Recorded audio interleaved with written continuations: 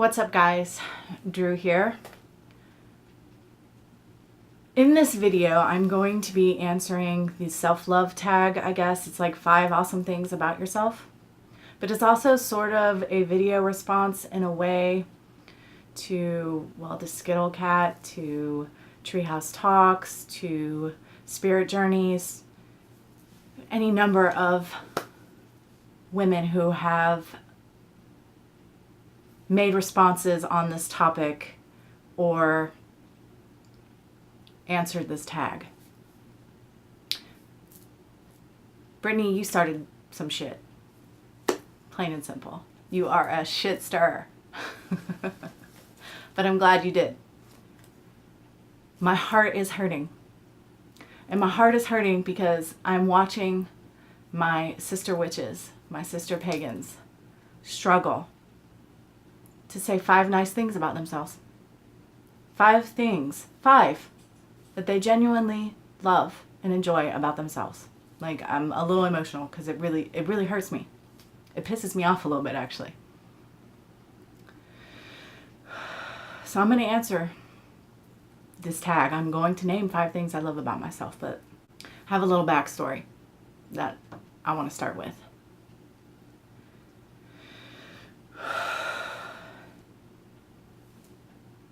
I am awesome. I am an amazing, beautiful, powerful woman. An amazing, beautiful, powerful witch.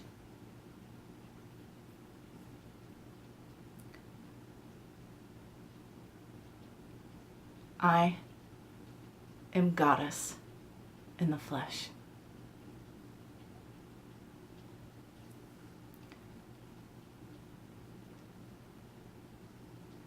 And I see that in all of you.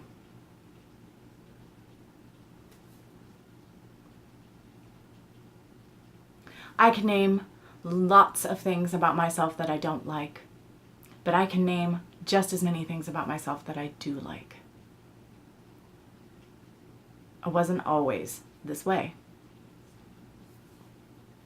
Everybody on this planet has a story, and we all have had bad times, bad experiences. I'm going to share a little bit of mine with you. I was molested as a child. Not once, not twice, but 3 times. The first time I was probably 3 or 4 when it started, and it lasted for 4 or 5 years. The second time I was 9 or 10, I don't remember, and I honestly don't remember how long it lasted. 6 months to a year maybe, I don't know. Could have been 3 months, I really don't know. And the third time was one day, one instance. I never told anybody about the first one until I was 16. And my mother's response was, "What do you want me to do about it now?" I told my mom eventually about the second one, and she made it stop, which was how I understood that I could go to her and she would help me. The first one had stopped on its own before then. The third one is why it only happened once, one day. I went right home and told my mom because I understood at that point that that's what I needed to do. That's what you should do in that situation.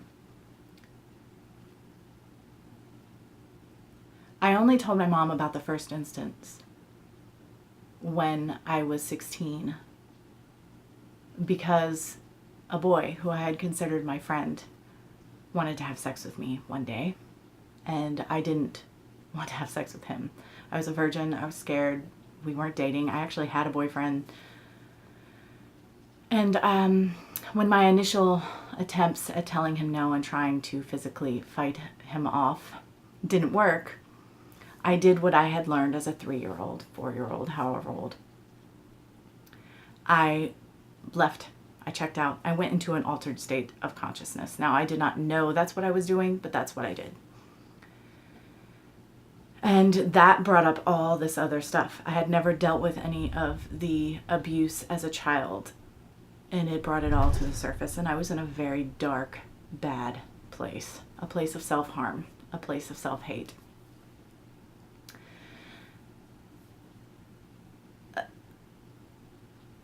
Going back again, my father was a very stern man. He was raised in a certain way, but he was scary. He yelled a lot.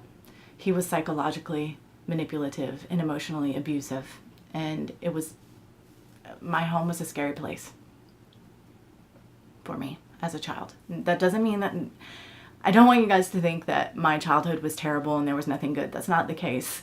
There are always bright spots, and there were good things that happened, but I'm just sharing the adversities that I had to overcome. My father's criticism was mostly about my personality and my intellect. That leads me to the next issue. I was 6 years old when I had to go to a psychologist and get tested, and they tested my IQ and they gave me all these tests, and I was labeled learning disabled. And I never got an official diagnosis. They tested me in school every year until I was 17, and I wasn't dyslexic. Like, they didn't know. The label they finally threw at me when I was 17 was that I had a memory disorder, and that I basically have no short-term memory. So like, math is impossible. I just can't retain information. It takes years, basically. I have a really bad memory. And this is why I'm organized to the max in my home. Everything has a place it has to go, because that's how I need to survive. Otherwise, I'll never find anything. I have to write everything down and refer back. I've got notebooks full of just all kinds of information because I cannot retain it. And of course, I can retain certain things. I don't know. I don't understand how it works. And like I said, I never received an official diagnosis, but I basically thought I was a dumbass, an idiot most of my life until I was 17. They gave me a special test, standardized test. It was basically an equivalency test where they looked at what level I was on and compared it to anything from kindergarten all the way up through college. And in most everything, I was well above my level. And my IQ test from when I was 6, I took another one as adult. They match. It's slightly above average, but growing up, I felt like a dumbass. And it didn't help that my father was basically always telling me I was a dumbass. My point is, my relationship with men in particular has not always been great. And that I have had a lot of outside influences that I allowed to shape the way I saw myself. And I say I allowed them to because I did. Granted, I didn't know better. I didn't know any better. So of course I allowed those outside influences to write on me and to shape how I saw myself. I have done a shit ton of clearing and shadow work. Very intensive work on myself. As a result, I can say I am awesome, and that I am beautiful, and that I am powerful. I took my power back. I stand fully in my power. So these are 5 awesome things about Drew. I am a very honest person, but my honesty is gentle. I'll tell you the truth, but I will tell it to you in the most loving way I can. I'm not just going to slam the truth in your face in a hurtful way. I used to kind of be that way, but I've learned over the years to soften it. And I tell you in a way that is constructive and that you can move on from. But I'm very honest, just in a loving way. The second awesome thing about me is my emotional honesty. I am very much in whatever emotion I am in that moment. If I'm hurt, if I'm happy, if I'm angry, whatever it is, I'm full on in it in that moment. I allow myself to sit in it and to feel it, and then I move on. I do not repress emotions any longer. I haven't done that in a long time. I used to push stuff down. I don't do that anymore. I don't care if other people don't get it, if they don't think it's appropriate. It has nothing to do with them. This is what I need to be healthy. So yeah, I'm very in touch with my emotions. I'm very honest emotionally. The third thing that is awesome about me is I am not afraid to be myself.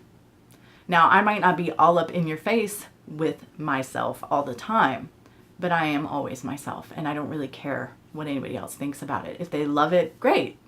If they don't like it, we obviously are on a different level, a different vibration. We don't vibe. We don't get each other, and that's okay. There's nothing wrong with that. It doesn't mean that one of us is a good person and the other one isn't, or vice versa. We just don't mesh for whatever reason, and that's cool. What you see is what you get. The fourth awesome thing about me is that I'm very open-minded. And what I mean by that is, y'all just don't know. Like, I'm pagan. I'm full-on earth-based, shaman, witchy, pagan. But I think it's the shaman in me, but like, I am all out in the stars. Like, you can come up with some wild theories in like New Age or what have you, and I'll be like, oh, okay.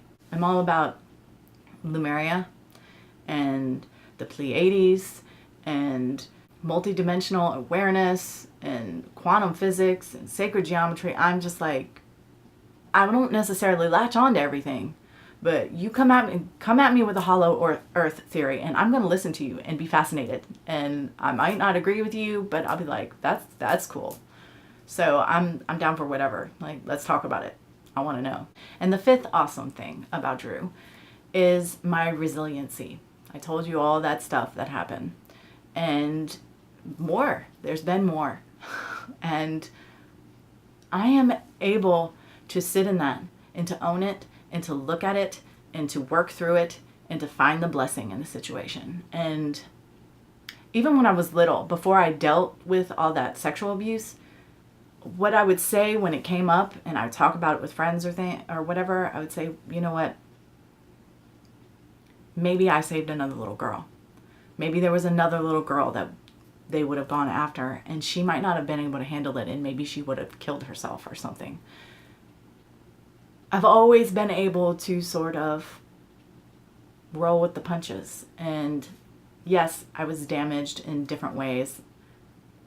It took a lot of work, a lot of self-love, a lot of understanding, a lot of dealing with ego, and just healing karmic damage through the ancestral line using Sith, and just so much shadow work, so much stuff. But I can stand here fully in my power and love myself wholeheartedly, knowing that I'm flawed, but there are many wonderful things about me. And my challenge is to all my beautiful sisters: stand in your power. Reclaim your power. Stop giving it away. Other people don't get to decide your self-worth. Other people don't get to decide your worth, period.